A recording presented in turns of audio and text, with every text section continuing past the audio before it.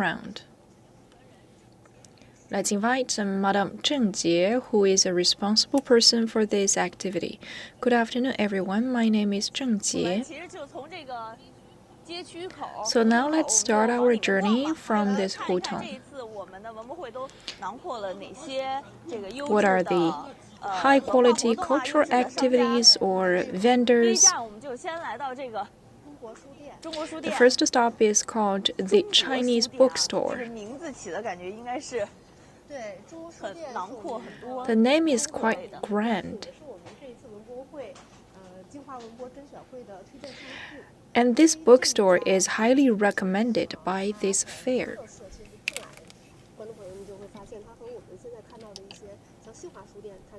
It's quite different from Xinhua bookstore. It is a venue for the collection and sales of the old books. The moment I stepped in, I feel different about it. Those books seem to come from an ancient time, and I see a section is called New Study of the Old Books. Since now the electronic books are very popular, the paper version books are quite rare, especially for those antique books, like the classic history books from ancient times. Who do you think are the targets of those books? And what's the significance of those antique books? Those books are like the carriers of traditional Chinese culture, and the old books are truly arts for us. And I heard that this bookstore can also provide services like restoring the broken books.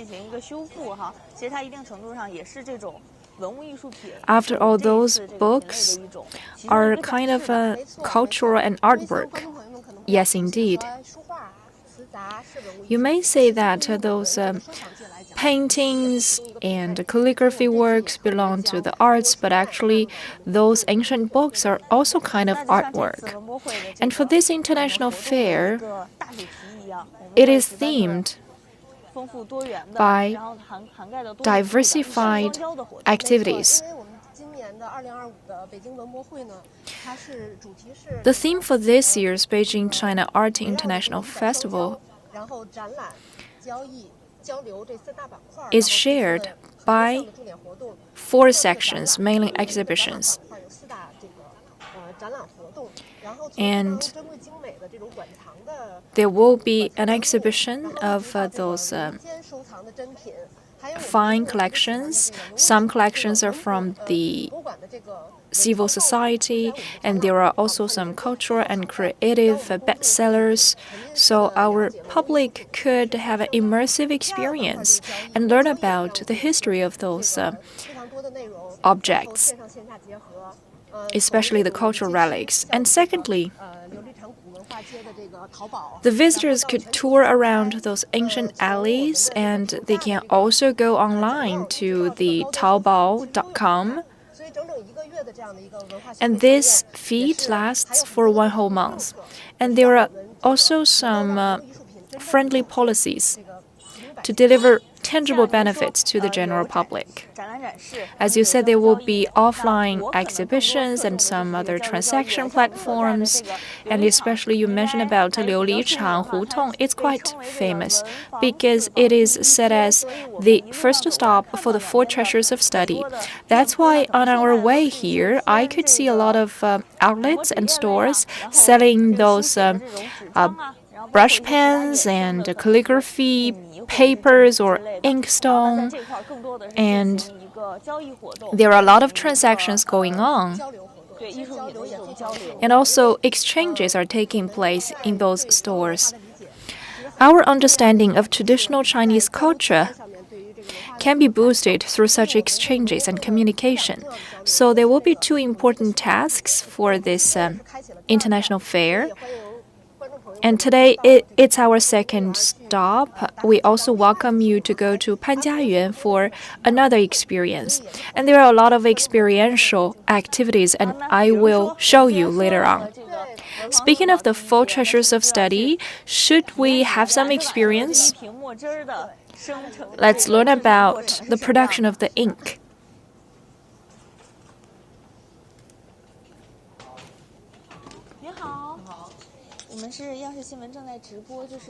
Hello there, we are from the CMG. We're having a show. I saw your store from the outside, but when I step in, I feel like it's a miniature of a museum. So, could you please give us some introduction, Mr. Cai?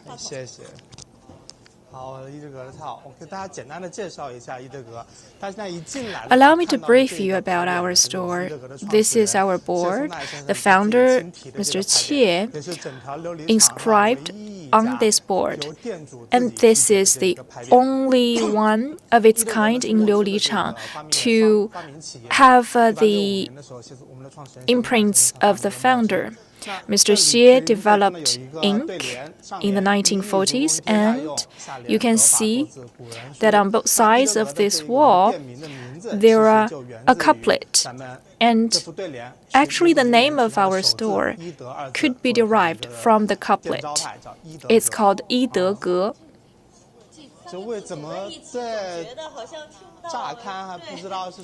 When the three Chinese words are put together, they don't make sense, but now I know why. And in this environment, I could smell the ink. It reminds me of my calligraphy class during my childhood, because the ink smell is very strong. And over there, those are about the process of making ink. Those are the lamps for making the ink. As you know, in ancient China, the four treasures of study were very expensive. They need a lamp. And they didn't have an electronic lamp, so they got some oil, some veggie oil, and the bowl was hanging above. And the reason that the ink was black, that's because they were burning the charcoals, and the smoke was black. And what if I light up a candle at home? It's not going to be very black if you are burning the candles, and for you to truly write calligraphy, the ink has to be very black, pitch black. And the workshops will use those lamps, the oil burning lamps, to collect the black smoke. And also, sometimes you can find this scene. People are burning some wood to make the black smoke, and the smoke will gather together on the ceilings. And in Guang'anmen region, there used to be a lot of such gas duct to collect the black smoke. Those are also showing you the 8 procedures of making ink.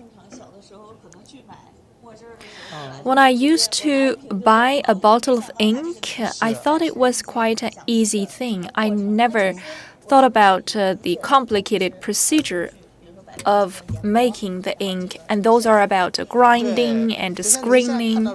Yes. Those objects were traced back to Ming and the Qing dynasties. We collected those objects from those ancient times. I'm not sure if you can see very clearly in your camera.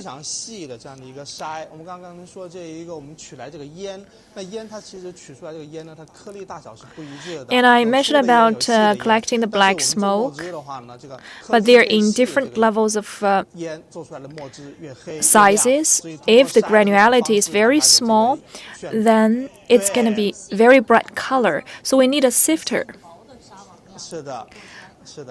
And that's the sifter. And over here, since this place is like an original museum of Yidege, and when we used to fetch the ink, it's quite similar as what we do when collecting the soy sauce. Here, those are the bowls to carry the ink. Those are for experience, right? Yes, we are the only one in China to have such an experience about how to make an ink. We will prepare the raw materials, and our customers could follow the procedures quite similar to the real procedure. The raw materials will be poured into those grinding machine, and they will be mixed together with the other raw materials. Please show us. Okay. Do I have to repeat this process? Yes, at least 4 to 5 times before you can make a real bottle of ink. Because just imagine, usually the smoke cannot be integrated with water. And we also need to put in some glue. So you need several rounds of grinding in order to have real fusion and blending. In the final analysis, the ink will be like a mirror. You can see your reflections in the ink.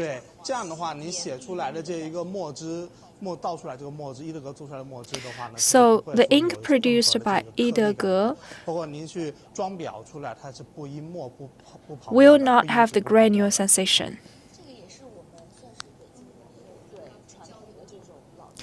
So this is the time-honored brand during this international fair. Yes.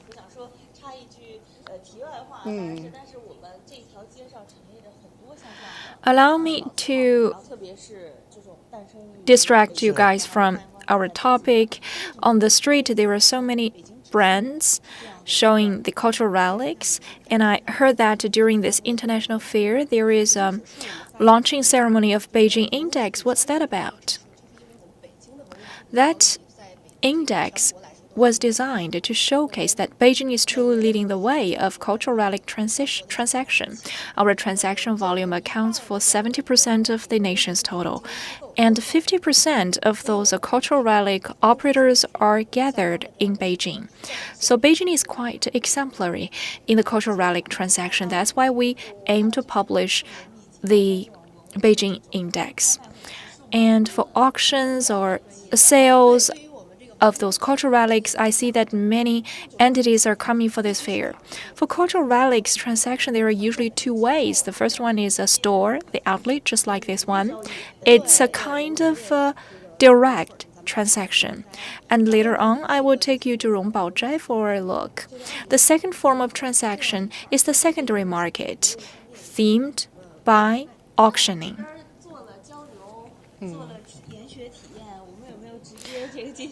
So do you have direct sales? There must be a lot of outlets of your brand scattered around the street. Yes, we have a lot of stores selling the 4 treasures of study. And speaking of Yidege, the vendor and the sales process are put together. So we produce and we sell in the same store. And also some outlets can collect the treasures of study from every other brand from China and put them all together in one store. Because of the historical origin, a collection of the 4 treasures of study were put together in their stores. Yes. And usually in the surroundings, there used to be a lot of such mansions, and when the students come to those places, they may need to truly buy the 4 treasures of study. So we do need to take a tour around such a cultural street, especially if you need stationeries like pens and erasers. Please have a walk here. We just took a brief look, and we saw how the ink was produced and also the grinding was shown to us, and my colleague will show you about the inkstones. 袁嘉译. Hello there.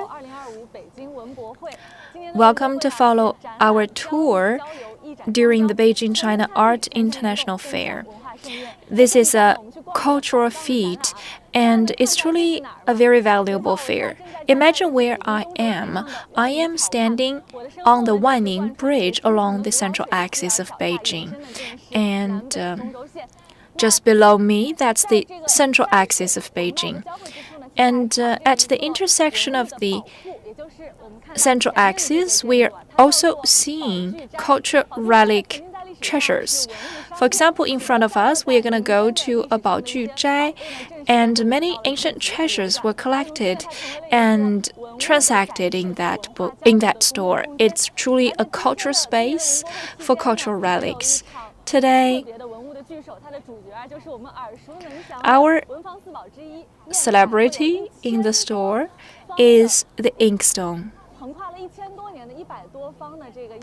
Over 100 such inkstones with a history of 1,000 years had their premiere, and we're truly looking forward to this visit. First of all, let's invite our guest for this show, Mr. Qi.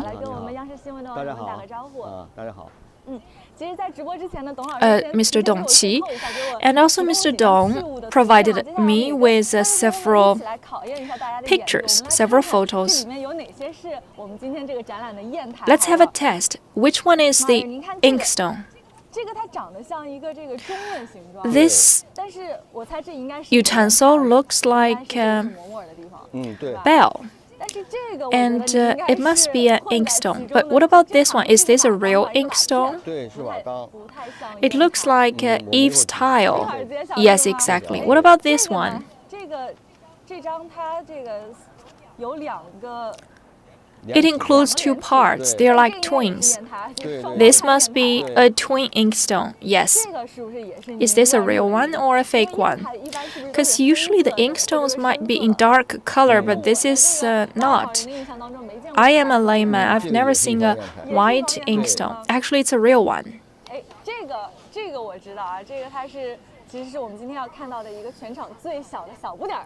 This is the smallest inkstone we are about to see today. Correct me if I'm wrong. So, are all of those real inkstones? You will know the answers later on. We're going to see those utensils with our eyes. First of all, I see 4 Chinese characters. What's it about? This is the theme of our exhibition, called 玉德精深. Why? The first Chinese character means jade in English. And food is the second character. And then morality. Because the gentleman prefers morality. And the inkstone may sound like metals, so we use jing, which means gold and metal in English. Usually, we had a metaphor of high morality represented by jade and gold. That's why we chose those Chinese characters to pass on the intonation of pursuing high morality. The earliest inkstone could be found during the New Stone Age. In Shanxi Lingtong, we found the original copy of inkstone, and we found a black-colored ink painting. And we learned that the inkstone was used for grinding, and most of those ink paints could be found on the potteries. So we learned that such an inkstone could be traced back to New Stone Age, and that in Qing and Han dynasties, the early inkstone took shape. For example, those one exhibited in the cabinet. I thought this one was an Eve tile, but actually, aside from being used as Eve's tile, It used to be used as an inkstone before. For example, many tiles and bricks during Qing and Han dynasties were used as inkstone. Paper was improved in East Han Dynasty. People used to write on the bamboo sheets, and they grind not the ink, but rather the other materials in order to write things. So those are truly the inkstones. They look very ancient with no decorations, but they had the functionality. So they had the application capacity. Practicality was very important for the early stage.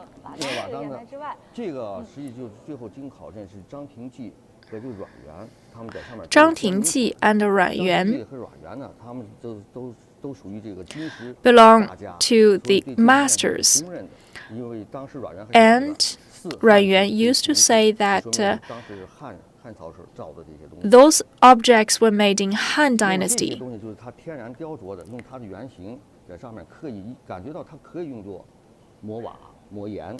And our ancestors believed that those objects could be used for grinding purpose. That's why they seem very original with no delicate decorations, because they paid attention to practicality. And I can see some inscriptions on them. Yes, they are for sacrifices, paying sacrifices to the ancestors. For those inscriptions to be carried on for generations, they wrote them down on the inkstones for the descendants to keep them in mind. I see.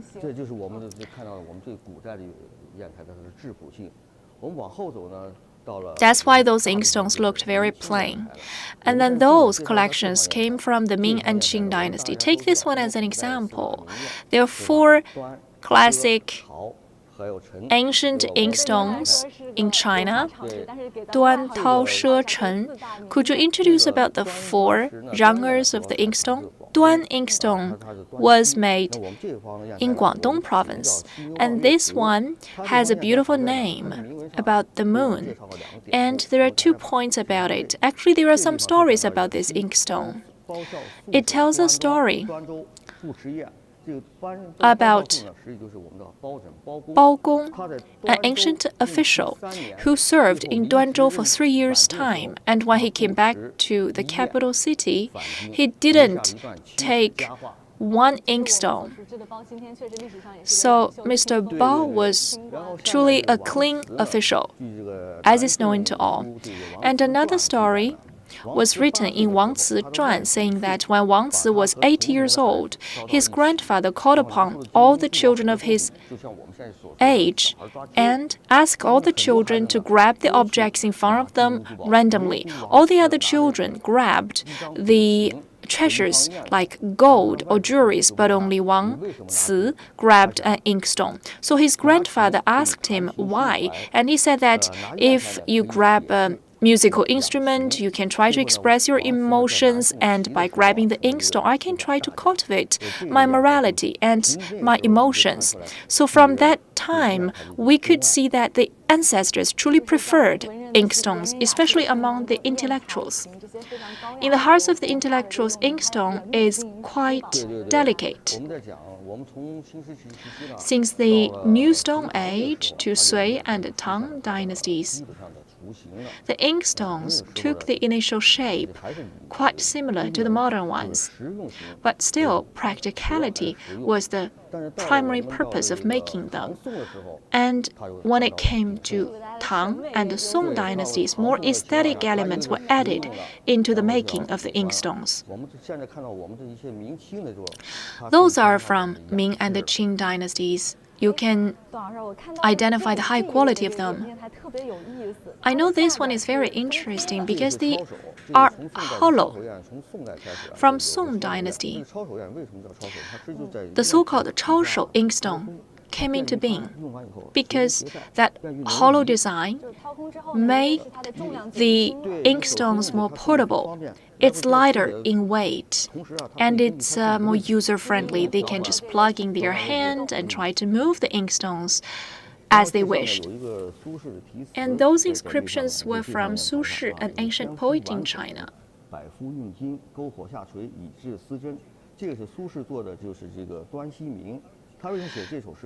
He wrote the poem by saying that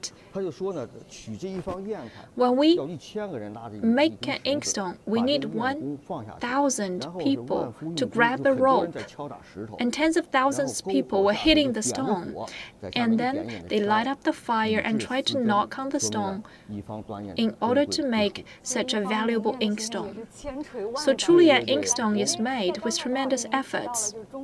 You mentioned about the 4 most famous inkstone schools in China. You mentioned about Duan inkstone. What about the others? She inkstone could be found in Jiangxi Wuyuan and Anhui province. There is a mountain called Longweishan Mountain. And this place used to be named Shezhou. That's why the inkstone produced locally was named She inkstone. And we will see some examples later. So here, those are examples of Duan inkstone. Now let's move to the others.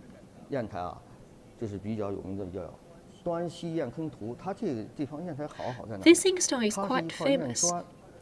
It's made from a brick, and on the surface, you can see the patterns. The craftsman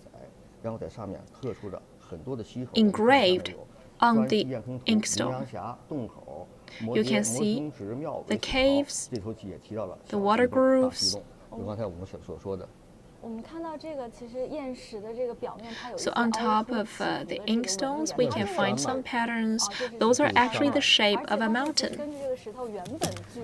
And actually those lines were originally carried by the stone itself. After engraving, it took some new shapes.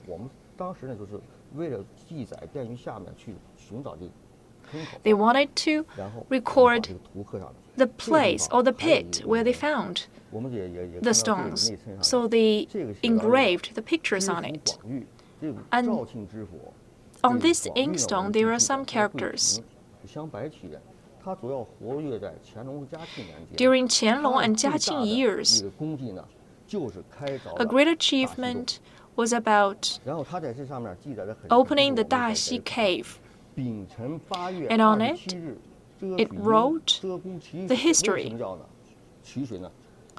about trying to fetch water. And on November the 19th, for 3 months' time, the water was depleted before they started engraving on the stones. The cave was very small. People had to crawl in, and they fetched the water 1 bucket after another. In the next year, on February the 20th, the water flooded, and the pit was covered by the water, so people exited. So it took a very long time for people to truly prepare the cave. Hundreds of people, like the removers, the craftsmen, dedicated to this job. So the story told us about how hard this work is. And they didn't have advanced machines. With very low productivity, they relied on manpower to complete the job.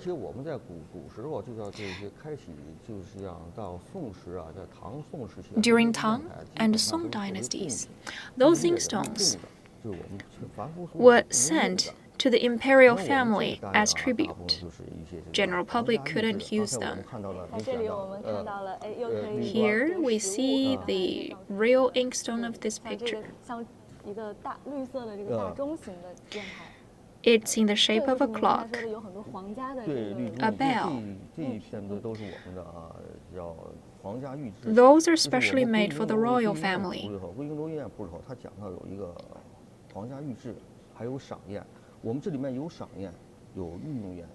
There are different categories of inkstones.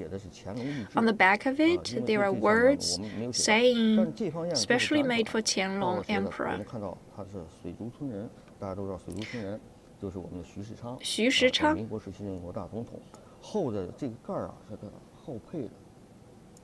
had some history with the inkstone, and the cover was later on made and added to the inkstone. So this inkstone had passed on the hands of several generations. This is the so-called She inkstone. Yes, it was from Longweishan Mountain. 4 famous schools, what is left, Taohe, and which was produced in Gansu province. You will see some later on. This was given to the officials by emperor.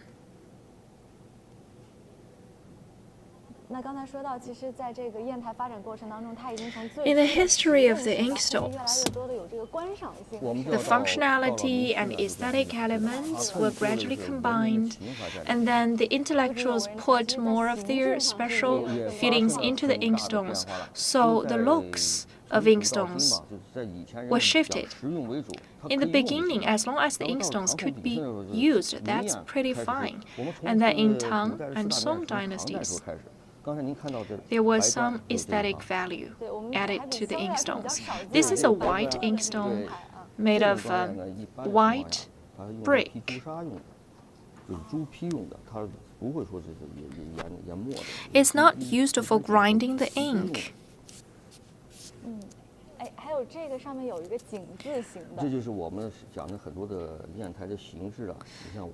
And this is a well-shaped inkstone because the look of it resembles the Chinese character of well.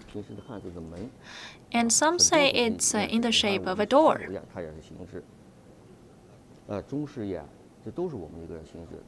There are different forms of inkstones since Qing dynasty. They need the inkstones to be portable. So that's quite a test of the craftsman. This is a good example. And it's in irregular shape. They dig in the middle.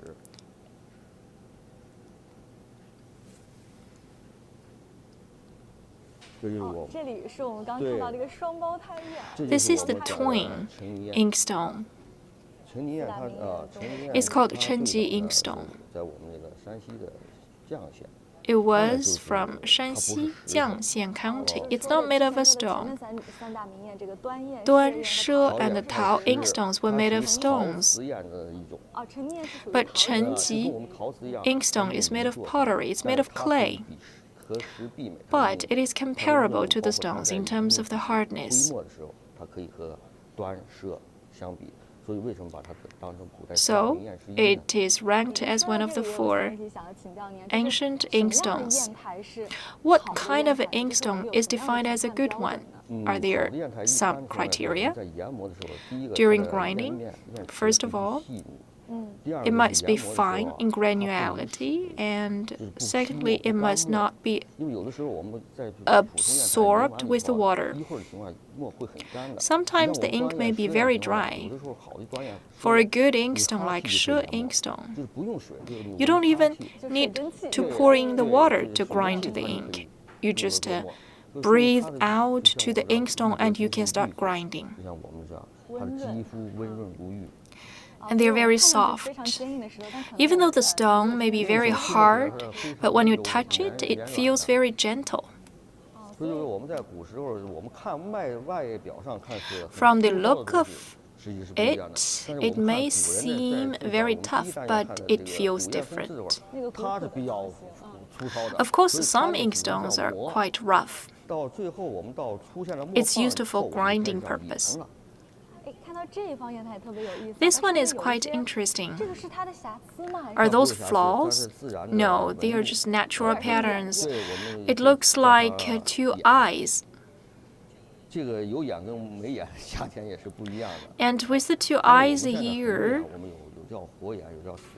with the eyes in the inkstone, the price is different.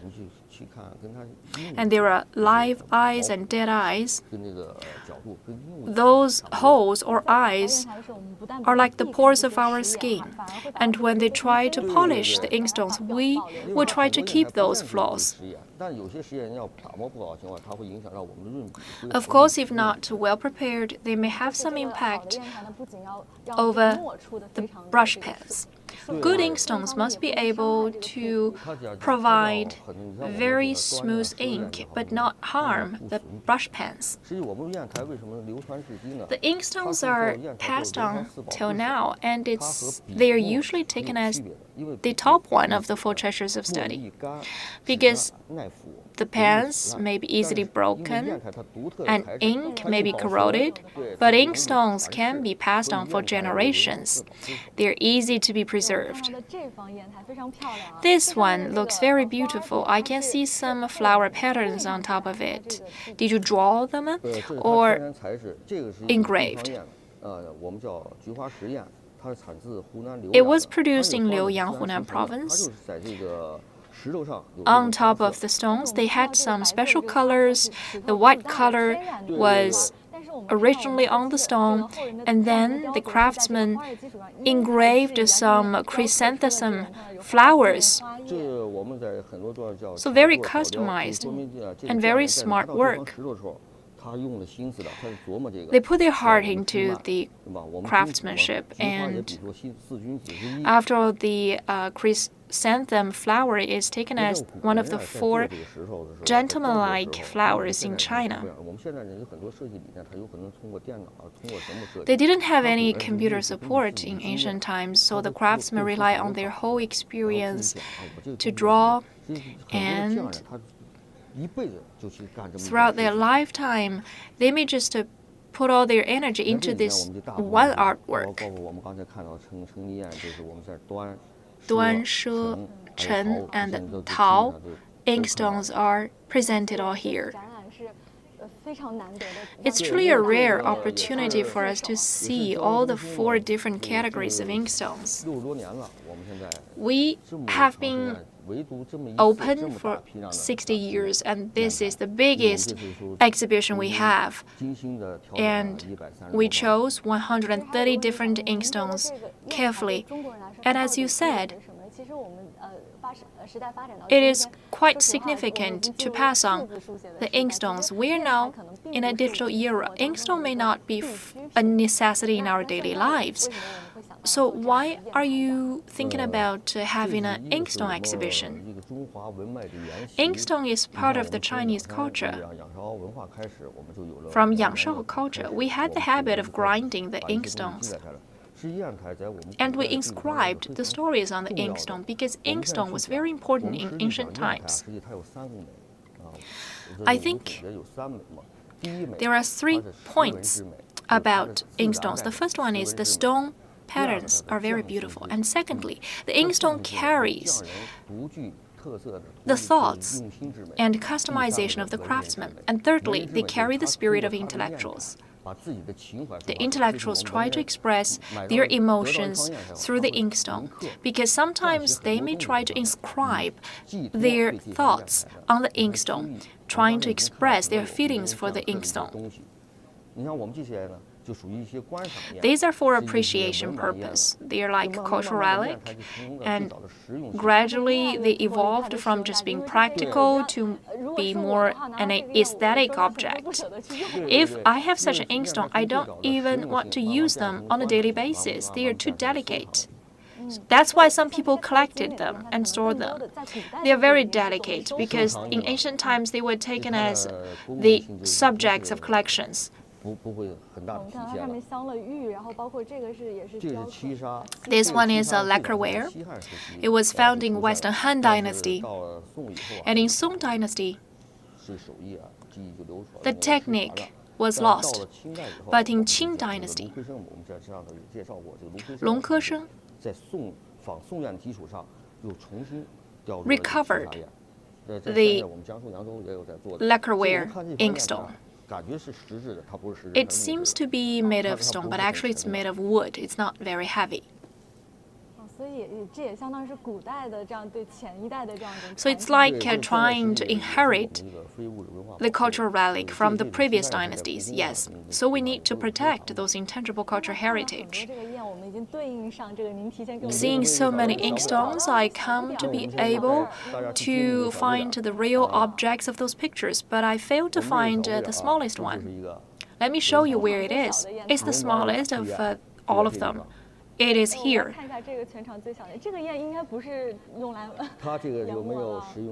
It is not for application purpose. It is portable, so the intellectuals carry it to just have fun with it. Many inkstones are just for having fun. So, in ancient times, inkstones were not just placed on their tables, they became very portable objects or toys for the intellectuals. There is even no trace of being used on the inkstone, so it's for collection. Sometimes they place the inkstone on their table, but not for using purpose. As you said, they took it as an aesthetic object. They didn't even want to use it. As introduced in Tang and Song dynasties, which was the peak time for inkstones, there were so many different categories. And in Ming and the Qing dynasties, the intellectuals inscribed on the inkstones frequently, especially during Qianlong's reign. What about the contents of inscriptions? Sometimes the inscriptions were about the story of the inkstone. Sometimes they were about where they came from. There might be some stories about how the gentlemen interact with each other. And more importantly, the stories were about the beauty of the inkstone. So some inkstones may be for practical usage, some are just for collections. And I could find some traces of usage on some inkstones. Maybe thousands of years ago, those inkstones were the witnesses of the intellectuals' thoughts. For example, in Zhang Tingji and Ruan Yuan and Wen Fanggang, those three people were close friends, and they were great masters. They interacted frequently between themselves. They may send the inkstones as a gift to one another, so they inscribed on the inkstones. Sometimes you can find several different inscriptions on one same inkstone. So the inscriptions were about who was the owner of the inkstone. And also the inkstones carry the fine technique of the craftsman and also the aesthetic values for generations. And as the theme of your exhibition has shown, the inkstones showcased the morality of the gentleman. We could see the aesthetic of the different times and the styles of the intellectuals. We could see the circle of friends between the intellectuals on the inscriptions. Now we open to the general public for more people to feel the beauty of the ancient intellectuals. And I hope that through this exhibition, we could read into the stories of the cultural relics. Through the inscriptions. For example, the one written by Su Shi and Lin Yingyu, we would be very clear that the inkstones were not just directly made by machines, and we learn about how hard work it was to make an inkstone, like taking the efforts of tens of thousands of craftsmen. They have to dig into the stones Thank you, Mr. Dong, for your detailed introduction, but in the interest of time, we cannot elaborate on every and each one of the inkstones, but that's okay. The exhibition will go on for the next 2 months during the international fair. It's open to the general public for free, so we welcome all of you guys to have a personal experience here. And also, we have more than just a seeing and appreciation during the international fair. So now let's give the floor to Shaowei, my colleague, to show you the stationery store.